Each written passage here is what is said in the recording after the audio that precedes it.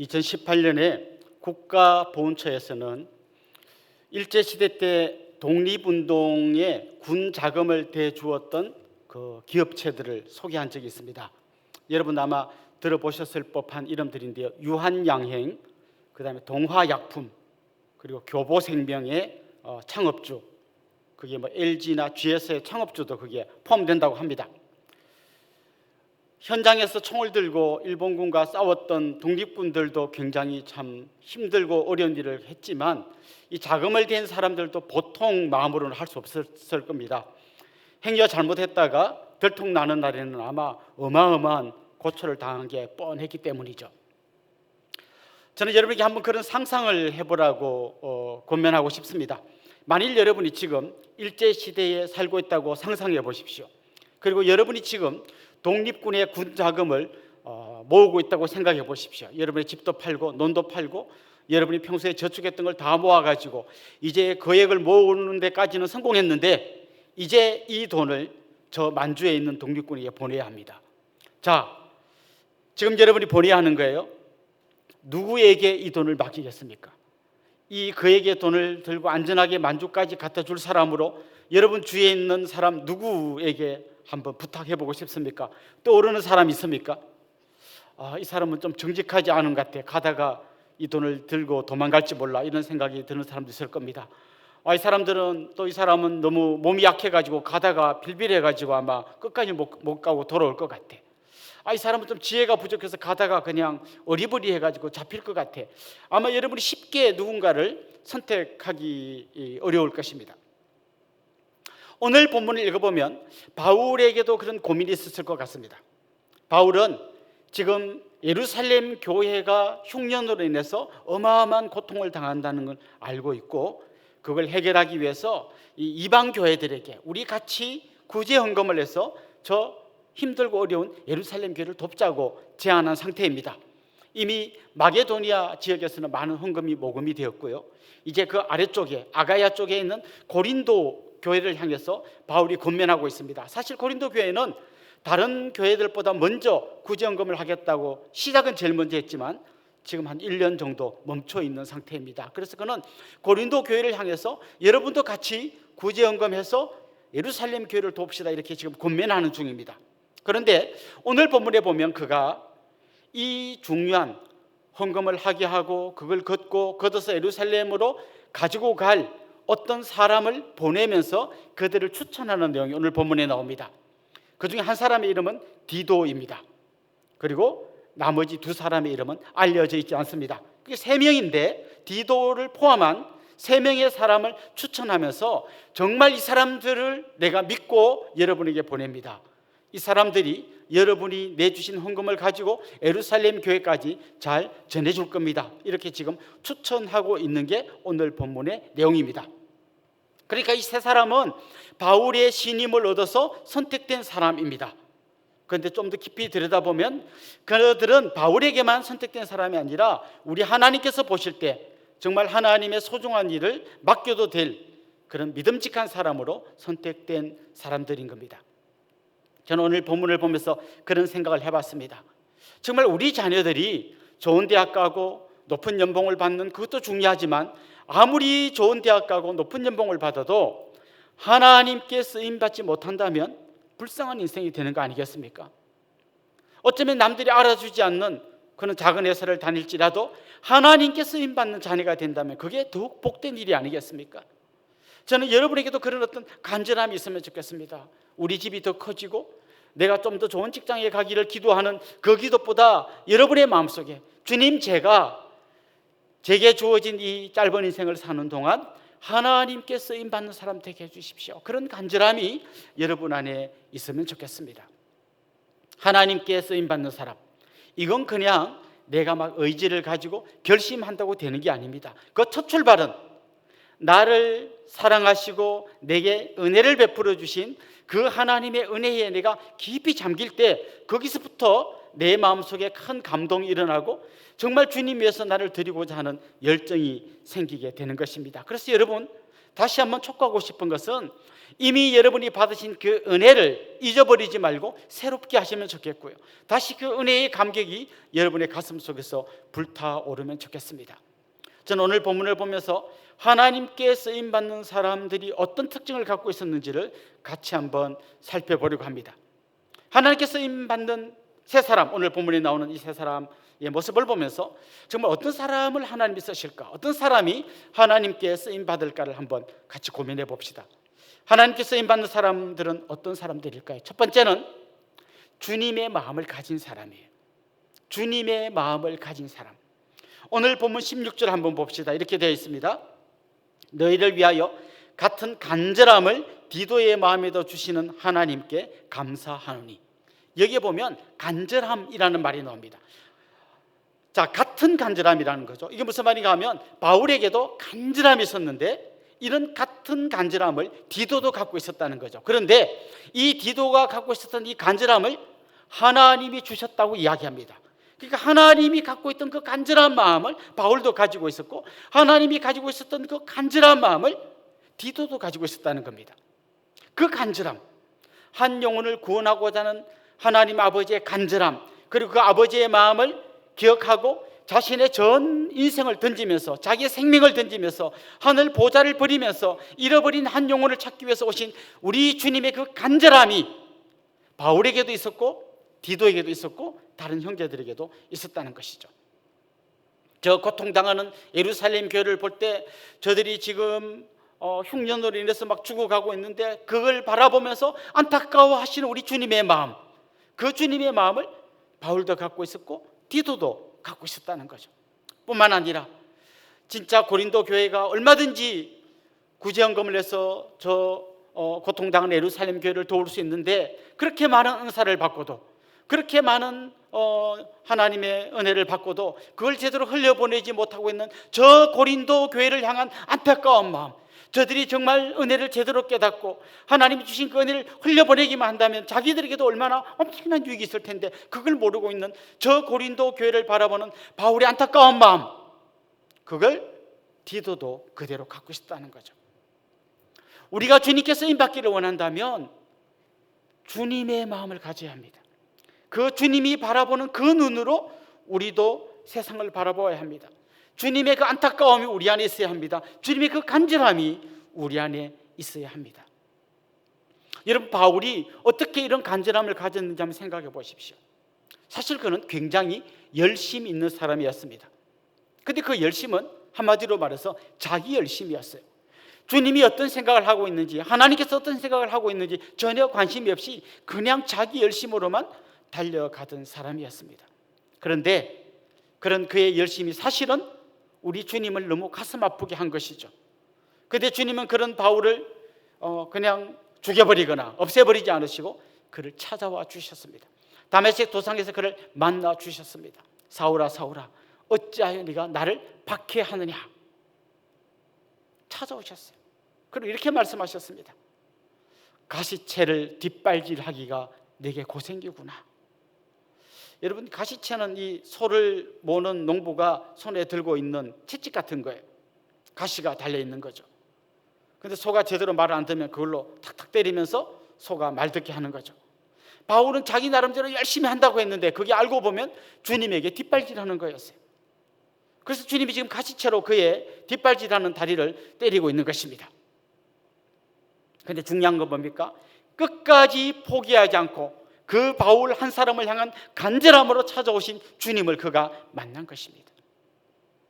그때 그가 완전히 뒤집어졌습니다. 나 같은 죄인 중에 괴수인 나를 찾아와 주신 주님, 그 주님의 은혜를 생각할 때 자기의 전 생애를 들여도 아깝지 않다는 생각이 든 거죠. 그래서 그는 주님의 마음을 가지고 잃어버린 영혼들을 찾아 길을 떠난 것입니다. 수많은 박해와 핍박, 그리고 감옥에 갇히고 돌에 맞고 타고 가던 배가 침몰하고 온갖 어려움들이 있는데도 불구하고 끝까지 그 길을 달려갈 수 있었던 가장 중요한 이유는 뭔가 하면 그를 찾아와 주신 그 예수 그리스도의 그 마음을 그가 알았기 때문입니다.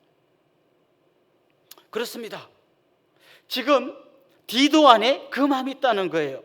디도가 어떻게 해서 주님 만난지는 잘 소개되어 있지 않지만 디도의 마음에도 바울에게 있었던 그 간절함, 그 주님의 마음을 담으려고 했던 그 간절함이 디도의 마음에 있었다는 겁니다. 8장 17절에 보면 이런 말씀이 나옵니다. 그가 더욱 간절함으로 자원하여 너희에게 나아갔고. 원래 디도의 마음에 간절함이 있었다고 했잖아요. 그런데 바울이 디도 보고 고린도 교회를 위해서 한번 좀 헌신해보자 그랬더니 디도의 마음속에 더욱 간절한 마음이 생겼다는 거예요. 원래 간절한 마음이 있었는데 더 간절한 마음. 사실 이 헬라 문법에서는요, 이 비교급을 가지고 최상급을 표현하는 경우가 많이 있어요. 그러니까 그는 지금 여기 더욱 간절함을 가졌다는 것은 정말 간절함, 그야말로 죽어가면서까지 마지막으로 저들을 용서해달라고 했던 그 주님의 간절함을 디도가 가지고 있었다는 거죠. 22절에 보면 디도 말고 다른 한 형제를 소개하면서 또 이렇게 이야기합니다.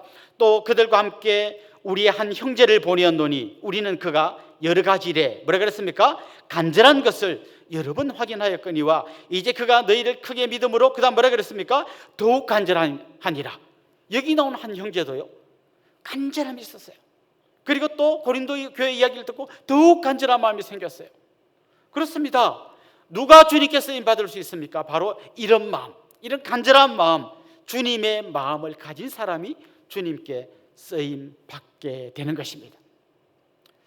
그냥 우리 인간적인 열심으로 일하는 것은요, 사실은 주님께 쓰임 받는 게 아니라 그냥 내 일을 하는 것이 될 때가 많습니다. 정말 우리에게 필요한 게 이겁니다. 주님의 마음이 필요합니다.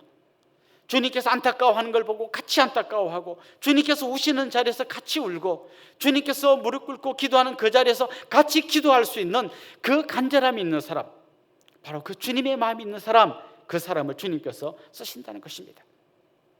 사실 지금 이 디도를 포함한 세 사람이 해야 할 일은 그렇게 만만한 일이 아닙니다. 헌금을 긋는 것도 쉬운 일이 아니겠죠. 근데 그걸 가지고 저 멀리 예루살렘까지 옮기려면요, 강도를 만날 수도 있고, 중간에 뭐 잘못해서 감옥에 갇힐 수도 있고, 수많은 어려움이 예상되지만 그걸 걷더니 넘을 수 있는 힘이 뭡니까? 바로 주님의 마음인 거죠. 그 주님께서 주신 간절함인 거죠.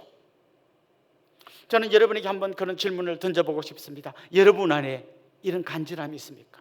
한 영혼을 바라보는 간절함이 있습니까? 어떻게든 저 영혼을 주님 앞으로 이끌어야겠다는 정말 주님의 그 마음, 탕자를 기다리는 아버지의 마음, 잃어버린 양을 찾기 위해서 온 산과 들을 누비는 그 목자의 마음이 여러분에게 있습니까? 특별히 코로나 이 시국에 많은 성도들이 지금 바깥으로 밀려나고 있습니다. 점점 은혜의 자리에서 멀어지고 있습니다.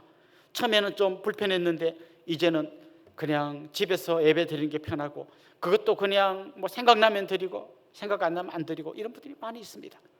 여러분 그런 사람들을 볼 때 뭐 아무 생각이 없습니까? 저는 여러분 안에 좀 그런 간절함, 안타까움, 주님의 마음이 있기를 원합니다. 제가 뭐 카톡 보냈는데 씹어버리던데요.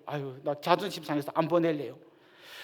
그게 아닙니다. 간절함이라고 하는 것은 그분이 주님 앞에 돌아올 때까지, 주님 앞에 설 때까지 끝까지 기도하고 포기하지 않고 끝까지 그를 위해서 달려가는 게, 그게 간절함입니다. 그게 바로 주님의 마음인 것이죠.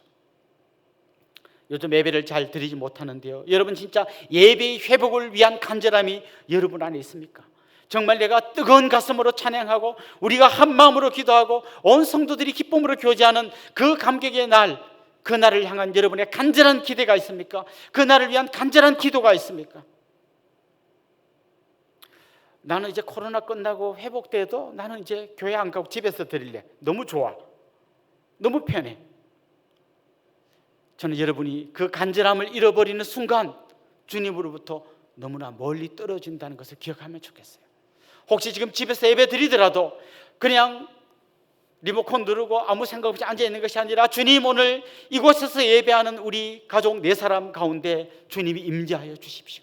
우리 2사람 가운데 주님이 함께하여 주십시오. 이 예배 가운데 주님이 찾아와 주셔서 우리의 상한 마음을 만져주시고 우리의 지친 마음을 위로해 주십시오. 정말 내가 주님과 함께 기쁨으로 예배하는 시간이 되게 해주십시오. 그런 간절함으로 이 예배를 드리는 여러분들이 될 수 있기를 주님의 이름으로 축원합니다. 주님은 이렇게 주님의 마음으로 일하기를 원하는 사람을 찾고 있습니다. 그 사람을 사용하십니다. 두 번째로, 주님 어떤 사람을 사용하실까요?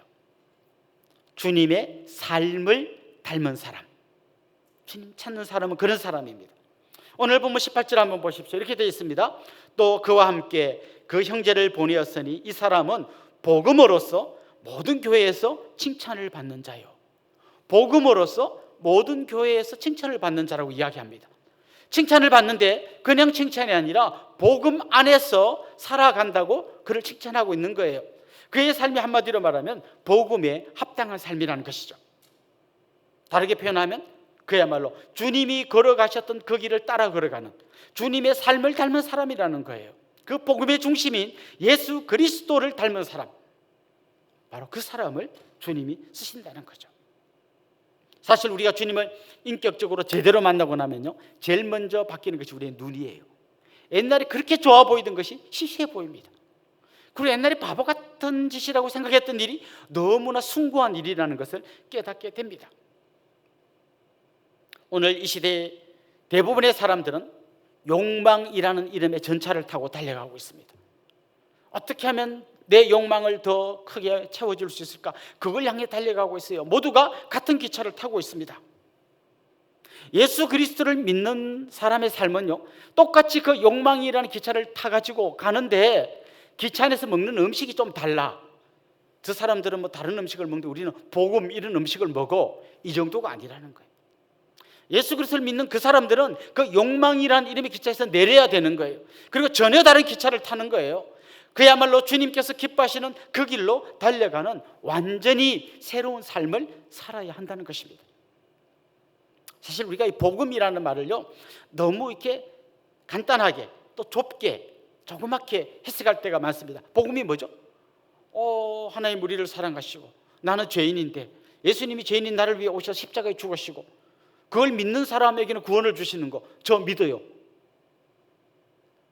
복음을 마치 내가 구원받기 위해서 필요한 그 얄팍한 지식 정도로만 생각하는 사람들이 많습니다.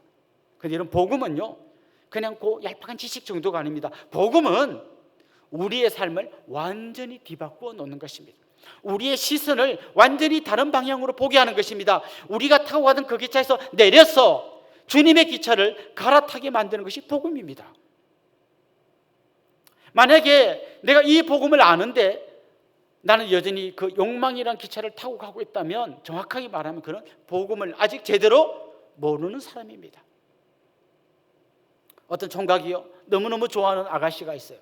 자기 이상형이라 생각하고 정말 저 아가씨랑 데이트하고 싶고 막 그런 데 있죠. 전화가 왔어요. 오늘 내가 니네 집에 놀러 갈게. 그럼 이 총각 안에 어떤 반응이 일어나야 정상입니까? 네, 막 새벽부터 일어나가지고 청소하고 막 때 빼고 광 내고 그냥 뭘 하고 뭐 향수 뿌리고 막 이래야 정상이잖아요. 근데 오늘 그 아가씨 온다고 했는데 그냥 늦잠 자고 막 세수도 안 하고 머리도 안 감고 막 이빨도 안 닦고 막 그 개심초래 해가지고 안녕? 이건 이 사람의 태도의 문제이기 전에 이 사람의 마음의 문제인 거죠. 우리의 삶에 어떤 변화가 일어나지 않는다는 것은 그 태도와 행동의 문제이기 이전에 우리가 진짜 복음의 중심인 예수 그리스도를 제대로 경험하지 못했다는 거죠. 아니면 너무 간단하게 너무나 얕게 경험했기 때문인 거죠. 여러분, 우리는 우리가 생각하는 것보다 훨씬 더 죄인입니다. 그리고 우리 주님은 우리가 생각하는 것보다 훨씬 더 큰 사랑으로 우리를 찾아오신 분입니다. 그 큰 사랑과 형편없는 죄인인 나 사이에 있는 이 어마어마한 이 차이를 알 때 이걸 찾아오신 우리 주님의 그 사랑이 내 삶을 변화시키고 그야말로 나도 모르는 사이에 주님 닮은 삶으로 살아가게 만들어야 그게 정상이라는 거죠. 고린도서 5장 17절 말씀에 여러분이 잘 아시는 말씀처럼 이전 것은 지나갔으니 보라 새 것이 되었도다. 이전 것 그대로 약간 수리해놨도다가 아니에요. 이전 것은 지나가 버렸고 보라 새 것이 되었도다. 이게 우리의 삶이어야 한다는 것이죠.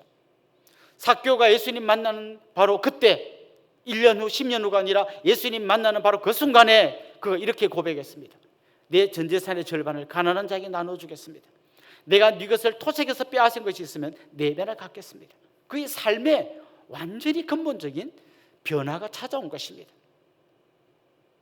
장애했던 여인 예수님 만나면 거룩하고 순결한 여인으로 바뀌게 되는 것입니다. 보통 우리가 믿는 이 교리를 칼빈주의라고 많이 이야기하는데요, 칼빈주의를 너무 열심히 신봉하는 사람 중에 하이퍼 칼빈주의가 있어요. 하이퍼 캘비니즘이 있어요. 주님이 우리의 모든 것을 다 해결해 주시기 때문에 우리는 아무것도 할 필요가 없다. 우리는 오직 은혜로만 구원받기 때문에 어떤 행위도 필요 없다. 이걸 너무 강조하다 보니까요, 뭔가 주님에서 일하는 것을 정죄하는 데까지 가는, 대표적인 게 요즘 우리가 이단으로 말하는 구원파 같은 거죠. 그런데 여러분, 진짜 주님을 만나 그 주님을 사랑하는 그 사랑과 그 믿음과 우리의 행위는 면도칼로 잘라낼 수 있는 게 아닙니다. 내가 어떤 아가씨를 좋아하는 건 좋아하는 거고 세수하는 거는 세수하는 거고, 이렇게 분리되지 않는다는 거예요. 내가 좋아하면 거기에 맞는 어떤 변화가 내 삶에서 일어나는 게 너무나 당연하다는 거예요. 내가 정말 예수 그리스도를 인격적으로 만나면 정말 내 삶에 복음적인 삶이 따라오는 게 당연하다는 거예요. 예수님 걸어가신 그 길을 나도 따라갈 수밖에 없다는 거예요. 주님이 걸어가신 그 길이 어떤 길입니까? 어떻게 하면 예루살렘에 가서 높은 사람 만나가지고 자신의 몸값을 높이는가? 주님 그런데 전혀 관심이 없었어요. 주님은 저 갈릴리 변방으로 다니셨어요. 거기서 가난하고 병들고 소외된 자들, 손가락질 받고 조롱당하는 자들을 만나주시고 그들과 함께 식사하시고 그들과 함께 교제하시고 그들을 전혀 다른, 이전과 전혀 다른 새로운 사람으로 변화시켜 주셨던 게 주님께서 하셨던 일이에요. 우리는 그 길을 따라가는 사람들이에요. 지리적으로는 우리가 상당히 유리해요. 우리는 저 강남에 있는 교회보다 상당히 갈릴리와 더 가까운 교회입니다. 그 부분만큼은 유리해요. 그러나 그게 다가 아닙니다. 진짜 우리 안에 내가 하나의 미랄이 되어서 또 다른 누군가를 살리려고 하는 그 주님 걸어가셨던 그 길이 우리에게 반드시 있어야 한다는 것이죠. 그래서 이미 바울이 고린도서에서 이야기한 것처럼 우리가 그리스도의 편지가 되어야 하고 우리 안에서 그리스도의 향기가 흩날려야 한다는 것입니다. 저는 그런 고백들이 우리 교회 안에 여러 번 있었던 걸 기억하고 감사하게 생각해요. 어떻게 해서 예수님 믿게 됐습니까? 저는 저 언니 보고 믿게 됐어요. 예수님이 어떤 분인지는 모르지만 저 언니가 정말 나한테 해주는 그 아름다운 삶을 보면서 저게 바로 예수님이 걸어가셨던 길이겠구나. 그래서 예수님 믿었다는 사람들을 저는 여러 번 만났어요. 여러분 안에 그런 간절함, 그런 소원이 있기를 원합니다. 내 삶을 통해서, 그리고 내 삶으로 응축된 바로 그 한마디의 내 전도를 통해서 한 영혼이 주님 앞에 돌아오는 그런 일이 우리 안에 일어나게 해주십시오. 저는 그런 간절함이 여러분 안에 있기를 원합니다. 사랑하는 성도 여러분, 오늘 본문에 등장하는 이 이름 없는 사람들을 한번 잘 보십시오. 누군지 이름은 성경에 기록되어 있지 않지만 그들은 주변에 있던 수많은 그리스도인들에게 그렇게 인정받았습니다. 저 사람은 복음을 따라 사는 사람이야. 그는 그들에게 인정받았을 뿐만 아니라 주님에게도 인정받았습니다. 바로 주님이 걸어가셨던 그 길을 따라가는 사람이야. 바로 그런 사람이 되셔서 주님께 쓰임받는 우리 모두가 될 수 있기를 간절히 소망합니다. 마지막으로, 정말 주님께 쓰임받는 사람들은 어떤 사람들입니까?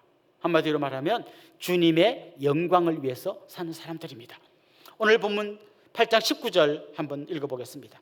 이뿐 아니라 그는 동일한 주의 영광과 우리의 원을 나타내기 위하여 여러 교회의 택함을 받아 우리가 맡은 은혜의 일로 우리와 동행하는 자라.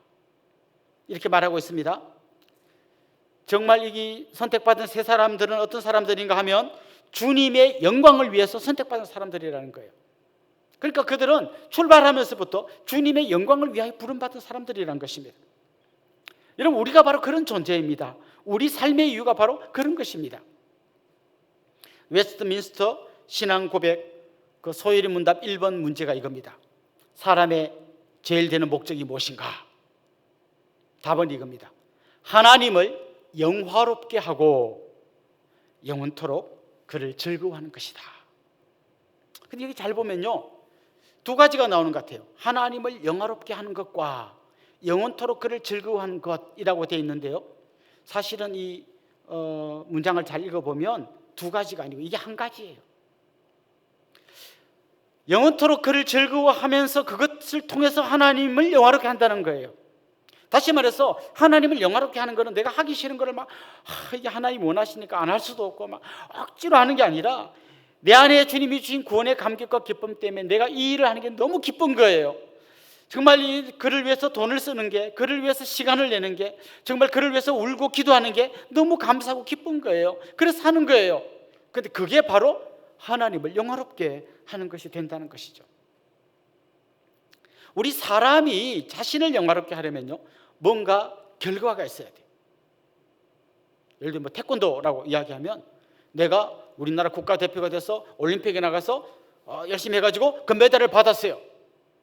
그러면 나 영화롭게 돼요. 사람들이 와, 잘했습니다, 최고에 합니다. 근데 하나님을 영화롭게 하는 거를요, 그 공식에다 집어넣으면 안 돼요. 내가 국가대표가 되어서 올림픽에 나가서 금메달을 받은 다음 이 모든 영광을 하나님께 올려드리겠습니다. 그렇게 한다면 태권도 하는 사람 중에 단 한 명만 하나님을 영화롭게 할 수 있는 거예요. 우리 그런 함정에 너무 자주 빠져요. 주님 저에게 기회를 주셔서 수능 전국 수석이 되게 해주시면 제가 그렇게 고백하겠습니다. 기자가 소감 말씀하시죠. 이 모든 영광을 하나님께 올려드리고 싶습니다. 그 말을 할 수 있는 사람은 수십만 수험생 중에 단 한 명이에요. 그런데 진짜 우리가 하나님을 영화롭게 하는 것은 나를 영화롭게 하는 방식과는 다른 거예요. 나는 이름 없는 태권도 선수도 아니고 그냥 태권도 도장에서 좀 운동하는 사람이에요.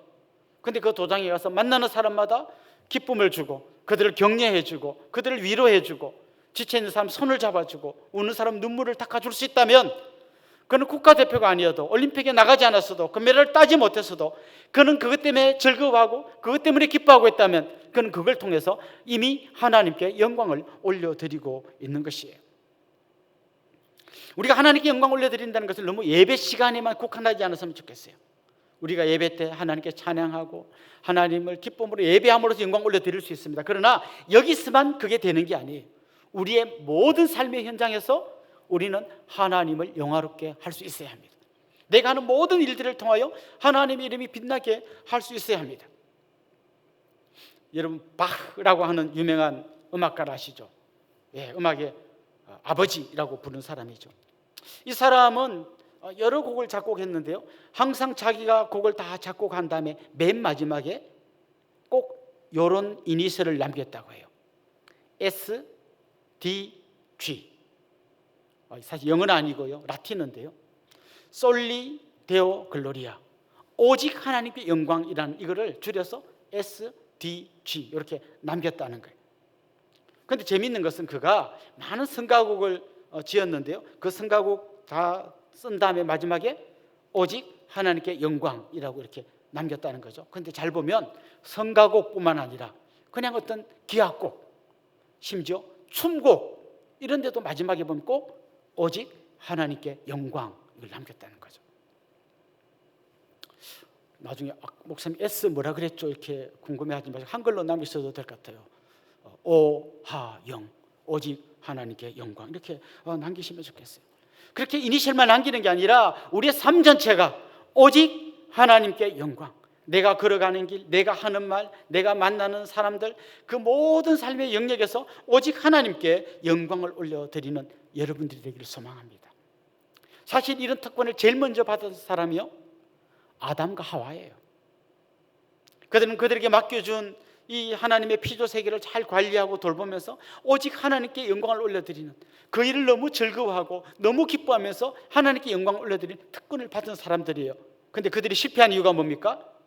자기들은 그 일을 즐거워하면서 하나님을 영원토록 즐거워하면서 영광을 올려드려야 되는데 하나님을 자기 경쟁자로 생각했습니다. 자기들이 하나님의 영광을 탈취하려고 했습니다. 그들은 결국 하나님으로부터도 멀어졌고 그 하나님을 섬기는 그 즐거움도 잃어버리게 되었습니다. 사랑하는 성도 여러분, 하나님과 경쟁하지 마십시오. 하나님의 영광을 탈취하지 마십시오. 우리의 영광을 받으실 분은 오직 한 분, 하나님이십니다. 우리는 그 주님의 영광을 위하여 달려가는 사람일 뿐입니다. 고린도전서 10장 31절에서는 이렇게 이야기합니다. 그런즉 너희가 먹든지 마시든지 무엇을 하든지 다 하나님의 영광을 위하여 하라. 그냥 예배는 물론이고 먹는 것도 마시는 것도 뭘 할든지 간에 하나님의 영광을 위하여 하라. 그렇게 했다면 저는 마지막 여러분이 누가복음 17장 10절의 고백을 하기를 원합니다. 이와 같이 너희도 명령받은 것을 다 행한 후에 이르기를 우리는 무익한 종이라 우리가 하여야 할 일을 한 것뿐이라 할지니라. 사는 성도 여러분, 저는 여러분들이 간신히 구원만 얻은 바울이 말한 그 부끄러운 구원을 얻는 사람으로 끝나지 않으면 좋겠습니다. 정말 여러분 안에 여러분에게 구원을 베푸시는 그 주님의 놀라운 은혜와 그 사랑이 폭포수처럼 여러분을 감격시키기를 원합니다. 그리고 그런 주님의 은혜에 대한 감격이 주님의 마음을 가지게 만들고 주님의 삶을 따라가게 만들고 마침내 주님께 영광을 돌려드리는 그런 복된 삶으로, 그래서 하나님께 쓰임받는 사람들이 될 수 있기를 주님의 이름으로 축원합니다. 우리 같이 한번 찬양하고 또 이어서 기도할 텐데요, 사망의 그늘에 앉아, 이 곡을 같이 찬양하겠습니다. 사망의 그늘에 앉아 죽어가는 나의 백성들, 절망과 굶주림에 갇힌 저들을 내 마음에 오랜 슬픔, 고통의 멍에에 매여, 고통의 멍에에 매여 울고 있는 나의 자녀들, 나는 이제 일어나 저들의 멍에를 꺾고 눈물 씻기기 원하는데 누가 내게 부르짖어 저들을 구원케 할까? 누가 나를 위해 가서 나의 사랑을 전할까? 나는 이제 보기 원하네. 나의 자녀들 살아나는 그날 기쁜 찬송 소리 하늘에 웃음 소리 온 땅 가득한 그날, 누가 내게 부르짖어, 누가 내게 부르짖어 저들을 구원케 할까? 누가 나를 위해 가서 나의 사랑을 전할까? 나는 이제 보기 원하네. 나의 자녀들 살아나는 그날 기쁜 찬송 소리 하늘에 웃음 소리 온 땅 가득한 그날. 우리 말씀을 생각하면서 같이 기도하면 좋겠습니다. 사망의 그늘에 앉아 죽어가는 백성들을 보면서 누가 내게 부르짖어 저들을 구원케 할까? 누가 나의 마음으로 저들을 위해 기도할까? 누가 나를 위해 가서 나의 사랑을 전할까? 오늘도 보내실 사람을 찾고 있는 그 주님 앞에서, 주님, 제가 주님의 마음으로 가고 싶습니다. 제가 주님께서 내게 베푸신 그 은혜 때문에 주님과 같이 동행하는 주님의 삶을 따라가고 싶습니다. 그래서 내 모든 삶을 통해 주님께 모든 영광 올려드리고 싶습니다. 주님, 저를 써주십시오. 저를 보내주십시오. 저를 사용해 주십시오. 우리 그런 마음으로 주님 우리에게 다시 한번 은혜의 감격을 회복시켜 주시고 주님께 쓰임받는 사람 되게 해주십시오. 우리 자녀들이 그런 사람 되게 해주십시오. 우리 같이 한번 기도하기를 원합니다. 하나님 아버지, 우리의 가슴에 다시 불을 붙여 주시옵소서. 다시 한번 은혜의 감격을 회복시켜 주시옵소서. 우리를 향한 하나님의 그 크고도 놀라운 은혜가 폭포수처럼 우리 가운데 쏟아지게 하여 주옵소서. 그래서 정말 주님의 마음을 우리가 알게 하여 주옵시고 주님의 마음을 우리 가슴에 품게 하여 주옵소서. 주님이 걸어가셨던 그 길을 따라서 걸어가는 사람들이 되게 하여 주옵시고 우리의 삶 전체를 통하여 주님께 영광 올려드리게 하여 주옵소서. 누가 저들을 위해서 눈물로 기도할지, 누가 나를 대신해서 저들에게 가서 내 사랑을 전할지 지금도 안타깝게 간절하게 사람을 찾고 있는 그 주님 앞에서 주님 부끄럽지만 저를 써주십시오. 저를 보내주십시오. 제가 주님의 마음으로 주님의 가슴을 품고 주님의 간절함으로 저들에게 다가가겠습니다. 저들에게 주님의 사랑을 전하겠습니다. 이런 간절함을 회복시켜 주시옵소서. 특별히 기도합니다. 우리 자녀들이 정말 그렇게 주님 앞에 부름받아 주님 앞에 쓰임받는 자녀들이 되게 하여 주옵소서. 우리 가정의 자녀들, 우리 주일학교 학생들, 우리 은동 어린이집과 은동 초등학교의 모든 학생들이 정말 이런 마음으로 살아가서 우리 주님께 쓰임받는 귀하고 복된 우리 다음 세대들이 되게 하여 주시옵소서.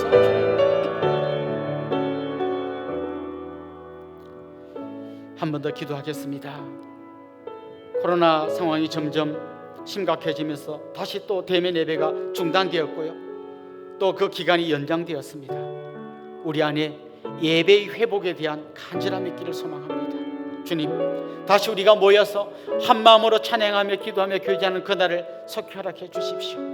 또 뿐만 아니라 가정에서 예배할 때도 그냥 편리함으로 예배에 참여하는 게 아니라 그 가운데 임재하실 주님을 사모하면서 간절함으로 그 가정이 정말 주님을 만난 초대교회 성도들의 카타콤과 같은 기적의 현장이 되도록 그 예배가 우리 가정 가운데서 회복되고 모두의 가슴에 불을 붙여주시도록 그런 마음으로 한 번 더 기도하겠습니다. 하나님 아버지, 코로나 상황이 점점 더 엄중해지고 있습니다. 많은 확진자들이 나오고 있습니다. 하나님, 또 대면 예배가 멈춰져 있습니다. 주님 기도합니다.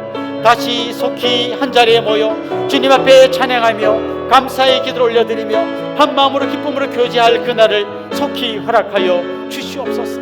그 은혜의 사모함이, 그 예배 회복에 대한 간절함이 우리 가운데 있게 하여 주옵소서.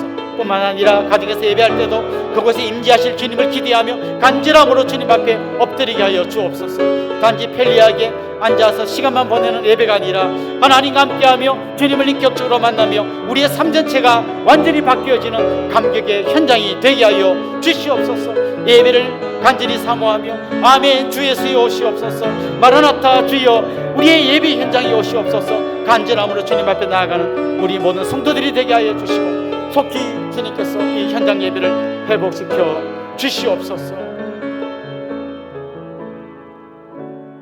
하나님 아버지, 다시 한번 우리의 가슴에 불을 붙여 주시옵소서. 은혜의 감격이 오래된 추억이 되지 않게 하여 주시고 이 감격이 다시 뜨겁게 불꽃처럼 우리 가슴에서 타오르게 하여 주옵소서. 그래서 우리 가슴에 주님의 마음을 품게 하여 주시옵시고 우리의 삶이 주님 닮은 삶이 되게 하여 주옵소서. 우리가 행하는 모든 일들이, 우리가 전하는 모든 말들이 하나님께 영광이 되게 하여 주시옵소서.